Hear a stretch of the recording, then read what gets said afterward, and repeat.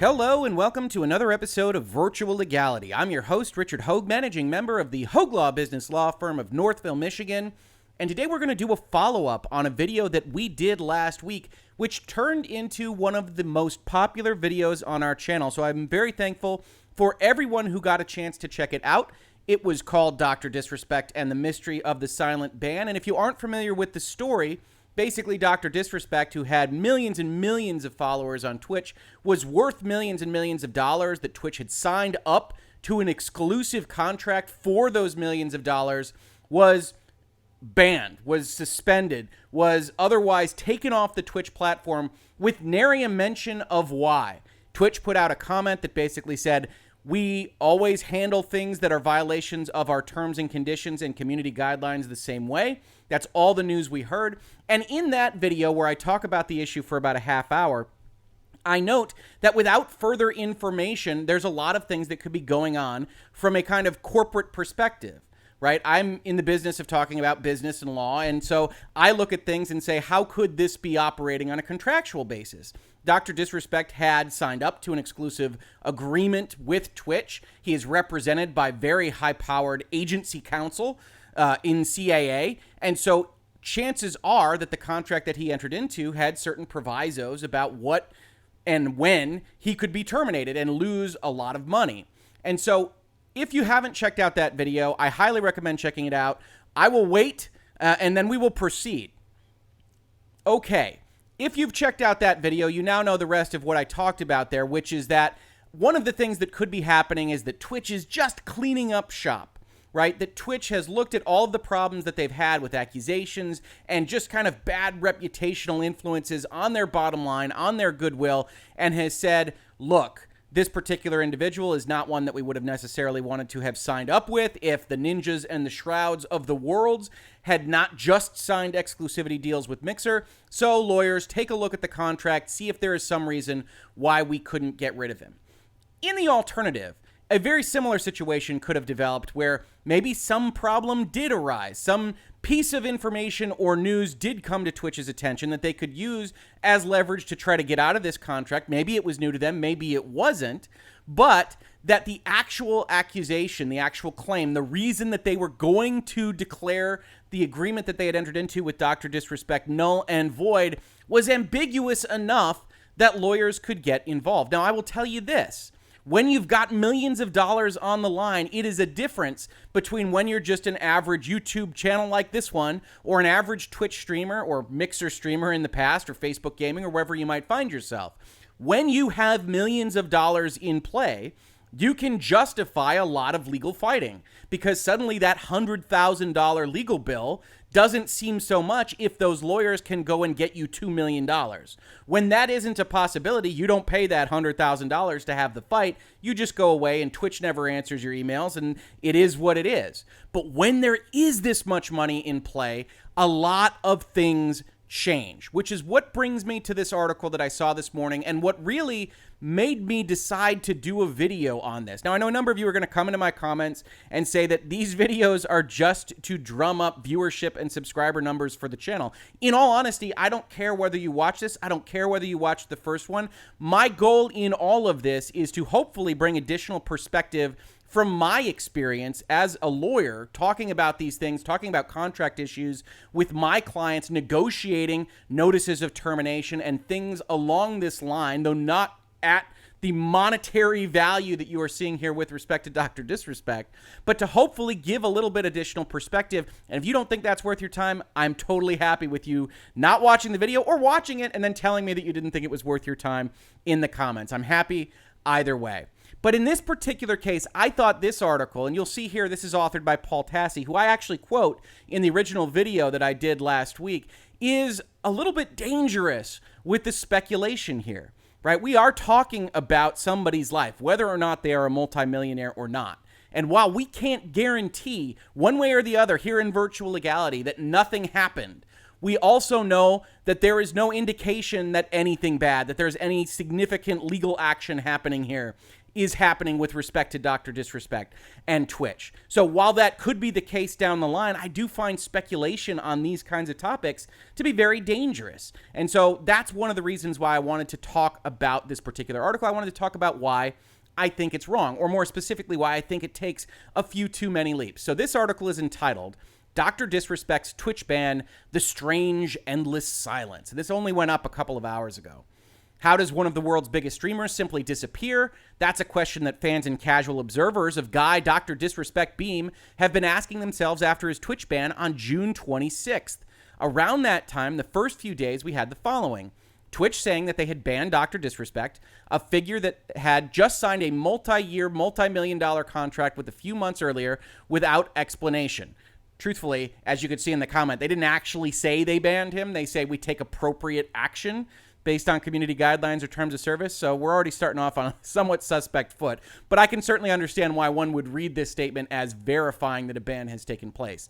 Then Dr. Disrespect comes in. He says, Twitch has not notified me on the specific reason behind their decision. I talked in the earlier video about how that kind of elides the fact that Dr. Disrespect could otherwise know the reason for their decision, and Twitch wouldn't have to formally notify him of that. And then you have industry insiders like Slasher here on Twitter saying things like, oh, I know what it is, but due to the importance and sensitivity of the subject, I'm not going to talk about it. And we also talked in our previous video about how he might well know what he thinks he knows, but a statement like this is always going to be correct because whatever it is that people aren't talking about is going to be important. You're talking about terminating a multi-million-dollar contract. Whatever it is, it's important regardless of whether it exists or not. Because if it doesn't exist, it's still important because you are trying to take millions of dollars out of the hands of somebody you promised to give it to. So it's important, it's sensitive, and this statement from Slasher is always going to be correct. But now we get into more of the speculation and editorializing from Forbes. And I have seen online, I have seen on various places, certainly in the comments to my video, various theses about what it is that Dr. Disrespect did, exactly why Twitch banned him. I want to take a step back before we get into the speculation here, because one of the things that I noted in my previous video, but I think a lot of people have skipped past, is that I am not as interested, I am not as certain about what it is that Twitch might otherwise be claiming, and nobody can be. Not Paul Tassi at Forbes, not any of the people that you see speculating on these things online in various kind of tabloid online outlets, on forums. Nobody can really know that right now, and maybe we'll know it in the future. In all likelihood, we won't. What we do know is that Twitch is claiming something. From a contract standpoint, Twitch entered into an agreement. They promised Dr. Disrespect a certain amount of money for his services for a certain amount of time. And by terminating the agreement, they are trying to say, we don't owe you X amount of dollars. Now, also, you don't owe us those services. We're just voiding the contract. But we have to have a reason to do that in general. Again, a lot of this is speculation based on my experience because we don't have that particular agreement in front of us. And that's going to come back again towards the end of this video because a lot of people came into my comments and said, well, this is a highly negotiated, highly leveraged, very expensive legal contract. It couldn't be the way that you say it is, Rick. And I don't pretend to know every detail and contour of a document that I haven't seen. Any lawyer that tells you that they can is lying to you. But even though I can't tell you every contour, I can tell you how these things are generally set up. I can tell you what Twitch has said, and I can tell you that the terms and conditions and the community guidelines are still generally going to apply even if you have another contract over the top of them. With all of that as background then, I think what's important to note here is that we can't speculate as to what Twitch has said to Dr. Disrespect or even whether or not they have said anything to him. What would happen on a termination of this agreement is that Twitch, either through email or probably more likely through registered formal paper mail, would send a notice of termination. And they would usually say, we find you to be in breach of Section 2A, and we are thus terminating the agreement, and you will no longer be afforded, $10 million that you would have received through 2023, whatever it might be, whatever the terms of that contract otherwise are. What Dr. Disrespect's comment has said is that Twitch didn't tell him the reason for the termination. One thing that might happen, and you can certainly write a notice of termination this way, is we find that you are in breach and we're terminating the agreement and not give any other additional information.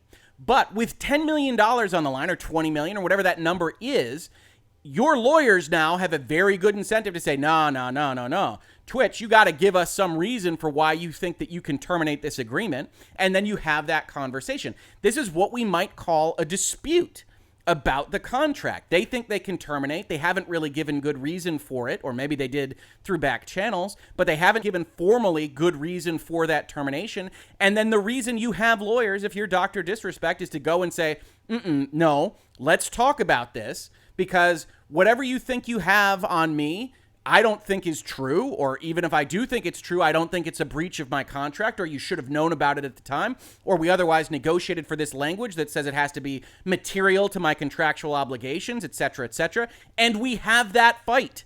That is very, very, very normal when you've got millions of dollars on the line. And so when we start to get into these articles about speculation and editorializing, I know you need to write something about this. This is a very big story. I am not suggesting that Forbes shouldn't be kind of commenting on this on a weekly basis and saying, hey, we still haven't heard anything. What I am saying is when we start to get into the speculation that is in articles like this one at major outlets like Forbes, we start to get into an area which is very dangerous. You start to impinge upon people's goodwill, their good name, in a manner that doesn't actually relate to anything that we know. And because there are reasons why this silence could be happening outside of major legal ramifications, I think it is beholden on everybody that's talking about this to not leap to those conclusions. Now, the other side of the coin there is we might find out in a month that there are legal issues. That doesn't change any of the fact that we shouldn't be speculating on those things right now. So let's dive into what this Forbes article says. But the strangest part of this is that, again, all of that was condensed, all of the commentary, everything that we know about this story, into maybe the first 72 hours or so. Since then, there has been nothing. Stone cold, eerie silence surrounding this entire situation. And that itself is a story. Now, sidebar once again, I will say I did see a couple of articles that suggest that maybe Dr. Disrespect was making Twitch comments on other people's streams, and maybe that is happening. It's very difficult to tell. And because you don't have that kind of authenticity, we can't verify those kinds of communications. I didn't bring those up in this video, but there are at least rattles of potentially Dr. Disrespect making certain commentary. I just didn't view them as particularly useful for this conversation because we can't verify the accuracy of those statements or who they originated from. We should probably not be waiting around for Twitch to explain what's going on. That's correct. They rarely issue direct statements about the reasoning for bans, short of when they banned the President of the United States from the platform last week, citing specific examples of hate speech from his rallies. And again, that was on Monday of last week when everybody, Reddit and YouTube and Twitch, all did this all at once. We have a couple of videos about that particular day and some of what Reddit did in the earlier videos on this channel. Check those out. But for streamers, even someone as high profile as Dr. Disrespect, I would not expect to hear anything from their end. Now, let's, again, take a pause. Why won't we hear anything from Twitch? And I think people understand this. It's because Twitch doesn't have anything to gain by saying much of anything about why they have banned people, right? You don't want to get into a situation where you say that you've banned somebody for something and it turns out to later be false. All from a legal standpoint you've done if you're Twitch is add a potential defamation claim onto whatever legal liability you might have to that person. So for the same reason many employers won't say anything about why somebody was fired, for the same reason why, in general, if you're in a business relationship, you don't burn those bridges after that relationship falls apart, Twitch, I think we can all understand from a business standpoint, isn't in the regular business of telling people why they did what they did. And we all understand that. Now, before we get into the rest of this article, this speculation, this editorializing, understand that Dr. Disrespect is an unusual streamer. He is represented by CAA. He is as corporate as you can get in the influencer and streamer space, which means he is functioning as a fairly high-end business. He is getting advice from legal counsel like myself or like agents or like anyone else that will talk to him about the very same things that motivate why Twitch wouldn't talk about anything out in the public, that it can't benefit them. And once it can't benefit you, and once you have millions of dollars on the line, then silence should be the expectation and not be seen as unusual and not engender this level of speculation. Continuing on. And yet their actions tell us much of what we need to know about this ban and its likely permanence. This was clearly not short-term, as this is now day 12 of the disrespect ban, and he hasn't been reinstated. So this is an open question. What would short-term be? I've seen 30-day bans. If Dr. Disrespect got a 30-day ban, then being on day 12 wouldn't prove anything. Now, we don't have any reason to believe that that's the case, and certainly the fact that they had refunds, that's in the next sentence here. The more clear indicator is that Twitch refunded all of his subs, which is something that we pointed out in our prior video, that is a big indication that Twitch thinks this is at least permanent or semi-permanent on an ongoing basis, a long-term basis. Otherwise, you wouldn't give that money back because you've got all sorts of accounting problems. As I understand it, those kinds of subscriptions are split, and maybe they're done in a way that is backwards looking, so they haven't actually split much of that money with Dr. Disrespect yet, but you're still going to have accounting issues with it coming in and going out the door. So it's not something that you take lightly if you're Twitch, because any company doesn't like to put money out the door for any reason, but certainly not in a situation like this. As the article rightly says, that implies the ban is permanent, even if Twitch won't even confirm that much. And it implies that it's long-term, even if it's not permanent. It implies that your subscription wouldn't be worth something for a long period of time. What I find the most strange is that neither Doc nor insiders have continued to talk about his ban at all. Nothing has leaked in almost 2 weeks now. No single person wants to be the individual that spills what's going on here, because if they're wrong, that could spell disaster for them personally. So even if they think they know, it's not worth the risk. Now, that might well be true, but understand what the thesis is that I'm operating under. Twitch didn't just terminate it based on nothing, but whatever they terminated the contract based on might not be significant on an overall level, and more importantly, from a legal level, might not be provable, right? They might have taken a preemptive action based on rumors, based on something that they have heard, and they already were inclined to get out of this contract. That what we talked about in my prior video is that the ecosystem in which they signed Dr. Disrespect, with Shroud and Ninja signing massive multi-million-dollar exclusivity deals with Mixer, was an ecosystem that all but required them, at least in their current business strategy at the time, to sign exclusives of their own. And they were left with Dr. Disrespect, who they may or may not have been comfortable with at the time. And then when Mixer goes under, when Ninja and Shroud become available, they decide that now is an excellent time to re-examine the value of their contracts, because regardless of whether or not Twitch wants to sign Ninja and Shroud, a number of people came into my comments and said, that's not a possibility. Ninja and Shroud are Dr. Disrespect's friends. They wouldn't do that. It would be a whole big problem. Regardless of whether or not you think Twitch will take that step, the economics of the situation are such that the contract with Dr. Disrespect is much less valuable now, knowing a few things. One, knowing that Ninja and Shroud could come back to Twitch if they wanted, and that they could sign up to Twitch if Twitch wanted to pay for them.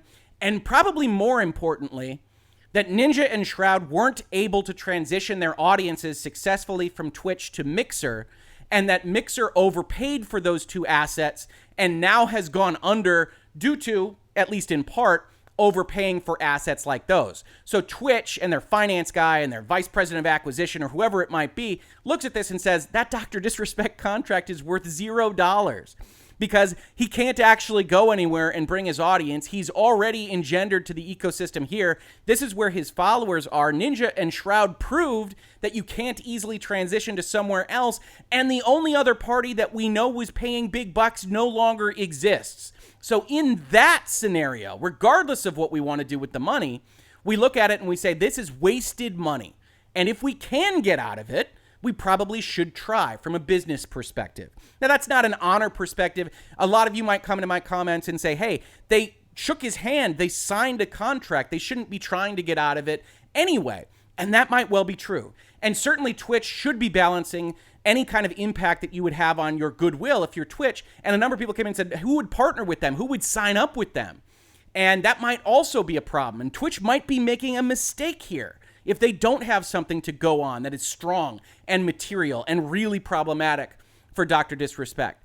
But again, the ecosystem is such that they probably don't think they need to sign those exclusivity deals anymore, that they aren't as valuable as it seemed 12 months ago, that they can succeed without them, and that anybody in their current ecosystem is basically stuck there, and any amount of money spent to keep them there is probably wasted on their bottom line. So in that context, you have a situation where Twitch could be acting without a lot of good information, where insiders might know what Twitch is thinking they are acting on, but also not know whether it is ever going to hold up on an evidentiary basis. And so they don't want to say anything, not just because of defamation, but because they don't even know whether Twitch will ever kind of backstop what it is that they are thinking. You throw on what I truly believe is happening, which is that there was a dispute and is now ongoing either in formal discussions or arbitration on a confidential basis, and nobody wants to get involved with leaking information on an ongoing contract matter in actual legal arbitration. But this article continues. It's Doc and his wife going silent that seems the most strange. We have seen many streamers be canceled or flat out deplatformed and banned in the last few weeks, but none of them have gone stone silent like this. Many post practically daily updates about fighting their bans, moving to new platforms, defenses of their actions, apologies, something, anything. But again, Doc was not caught up in the wave of accusations that has swept through the gaming community the last few weeks. No one has come out and accused him of anything. And yet, if there was nothing to this ban, some random copyright issue, as some initially suggested, it makes little to no sense why he wouldn't be saying anything about this situation in public. That is flat out wrong. Completely wrong. Again, the rest of these streamers, the rest of the folks that are facing these accusations, that are upset at Twitch or Mixer or whoever else they've had to deal with these accusations from, don't have exclusivity arrangements that are worth tens of millions of dollars on a term basis, and they don't have a reason to be quiet. Why are you quiet from a legal perspective, from a business perspective, from a negotiating perspective? Because you have nothing to gain and everything to lose by being very public and very noisy.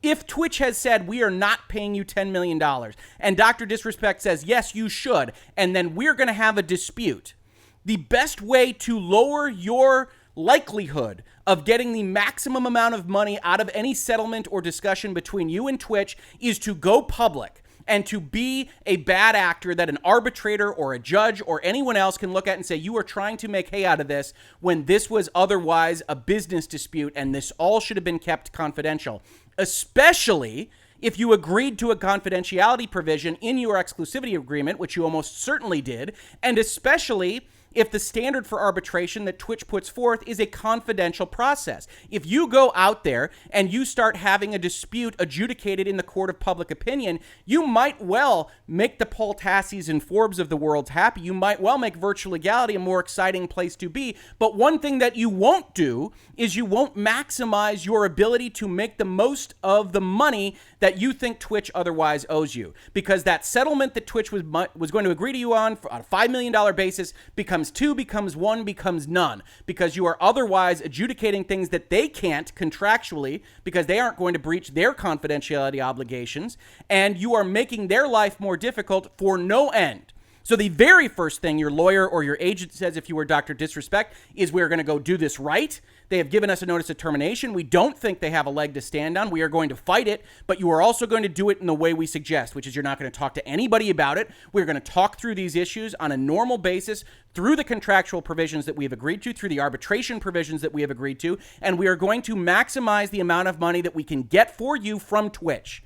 And Dr. Disrespect and his wife, being represented by strong counsel and good agencies, this is exactly what you would expect for any kind of contractual dispute at the millions of dollar level, right? If Twitch doesn't have a commitment to you for the future, even if you're a partner or an affiliate with them, if they didn't otherwise have a commitment, they didn't otherwise owe you money, yeah, you go as noisy as you want because you're not fighting about anything. You can dispute their having terminated your affiliate agreement, but to what end? Right? If you get it restored, you're really going to work for them again. They're really going to like you. They're going to treat you the same. No, this is a different situation. I don't believe Dr. Disrespect is going to go back to Twitch if this is as I hypothesize with respect to what's happening as a contractual dispute. But I do believe he's trying to be quiet to get as much money as possible that he feels he was owed. And Twitch is going to say our ban was legitimate. Or they just wanted him off the service. They're going to agree to a lesser amount of money and everybody's going to walk away. And really, we're not going to hear anything about it ever again until Dr. Disrespect pops up on the radar somewhere else. Or as this article suggests, maybe there's a looming shadow over him. The looming shadow over all of this is that behind the scenes, there may be some sort of criminal investigation going on. This is dangerous. This is dangerous speculative journalism. I understand why one would like to do it. It's sexy, it's exciting, it's dramatic. We have utterly nothing to base this on.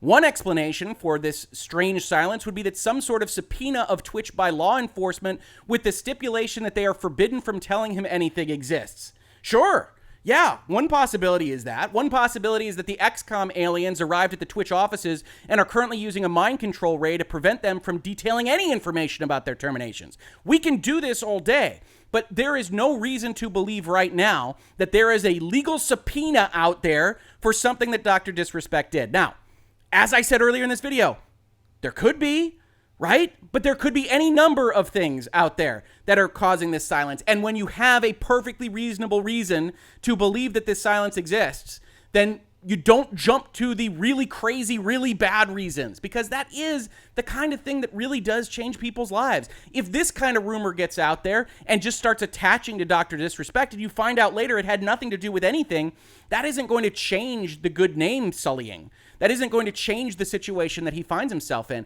And as we talked about in the prior video, there is good reason to believe that Twitch's preferred adjudication method is confidential arbitration. Their main terms and conditions say you will do arbitration in Santa Clara County. That arbitration will be conducted confidentially, right? That's how you would ordinarily hope these things to go.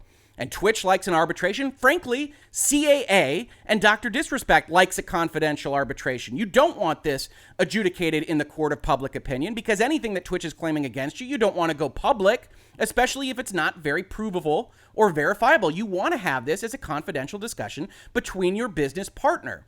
Now, a number of folks came into the comments of the previous video and they said, hey, he entered into a separate document. It's not going to apply these terms and conditions, but it is. It might apply them differently. The terms and conditions in the community guidelines are almost certainly going to have for-cause notions. They're going to have a lot of pages talking about when and how Twitch can actually enforce them. But at an overall level, Dr. Disrespect is going to agree to abide by the terms and conditions and the community guidelines. And Twitch has built these things as contracts of adhesion that give them all the power over their other streaming partners. And yes, as so many people came into the comments to my previous video said, well, represented by CAA, Twitch can't just go and do this willy-nilly or they're going to get in trouble. But again, my thesis on all of this is that they are in trouble, or in much point of fact, they are in a dispute process, which you would expect. They have tried to terminate an agreement. They maybe didn't give good reasoning. Maybe they relied on this. Maybe they said, we reserve the right to suspend any account for any time, for any conduct that we determine to be inappropriate.